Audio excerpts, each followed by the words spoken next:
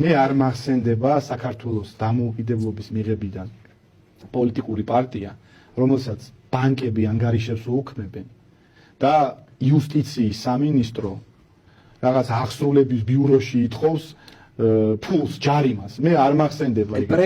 ყოფილი პრემიერის ბრიფინგი ხო იყო?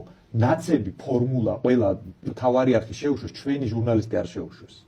აი რომ მიხვდეთ რა დამოკიდებულება. მეგობრებო, ვინც ფიქრობთ, აი ბიზნეს ხალხი ვიყავით ჩვენ, გერეუს ხალხი თუ პირსისხლიანი პუტინის, ნუ ეხ გადაწყვიტეთ რა.